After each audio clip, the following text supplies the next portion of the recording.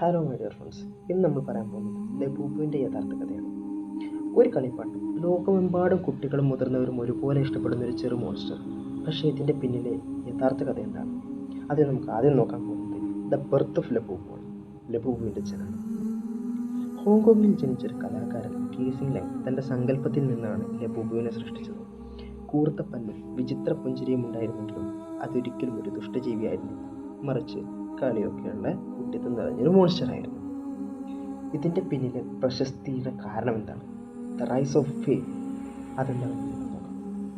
2015 ആദ്യമായി പ്രത്യക്ഷപ്പെട്ട ലബൂബു പിന്നീട് പോപ്പ് മാർട്ട് കമ്പനിയിലൂടെ ലോകമെമ്പാടും പ്രശസ്തിയായി. ഓരോ ബോക്സിനുള്ളിലും ഏത് രൂപത്തിലുള്ള ലബൂബു വരുമെന്ന് ആരും അറിയാത്തതിനാൽ അത് ഒരു ആവേശമായി മാറി.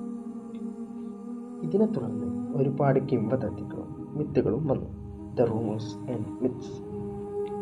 പക്ഷേ പ്രശസ്തിയോടൊപ്പം കിംവദന്തികളും വളർന്നു. ചിലർ അത് പുരാതന ദേവനായ പസൂസുവിനോട് ബന്ധിപ്പിച്ചു. ലബൂബു ഒരു ശാപമാണോ എന്ന ചോദ്യങ്ങൾ സോഷ്യൽ മീഡിയയിൽ പരന്നു. പക്ഷേ സത്യം, അതൊക്കെ വെറും കഥകൾ മാത്രമാണ്. എന്നാൽ മറ്റൊരു വശത്ത് ഇതിൻ്റെ യഥാർത്ഥ കുഴപ്പങ്ങൾ വരുന്നുണ്ടായിരുന്നു. The real danger. യഥാർത്ഥത്തിലുണ്ടായ പ്രശ്നം മറ്റൊന്നായിരുന്നു. കള്ള ലബൂബു കളിപ്പാട്ടങ്ങൾ വിപണിയിൽ ഇറങ്ങാൻ തുടങ്ങി. ചിലത് സുരക്ഷിതമല്ലാത്തതിനാൽ കുട്ടികൾക്ക് അപകടകരമായി മാറി. എന്നാൽ ഇതിൻ്റെയൊക്കെ അവസാനം എന്താണ്? ലബൂബു ഒരു ശാപമല്ല, ഒരു ഭൂതവുമല്ല. അതൊരു കലാകാരൻ്റെ സൃഷ്ടിയാണ്. വിചിത്രവും കളിയൊക്കെയുള്ള ഒരു ചെറു മോൺസ്റ്റർ. ലോകമെമ്പാടുമുള്ള ഹൃദയങ്ങൾ കീഴടക്കിയ നിരപരാധിയായ ഒരു കലാസൃഷ്ടി.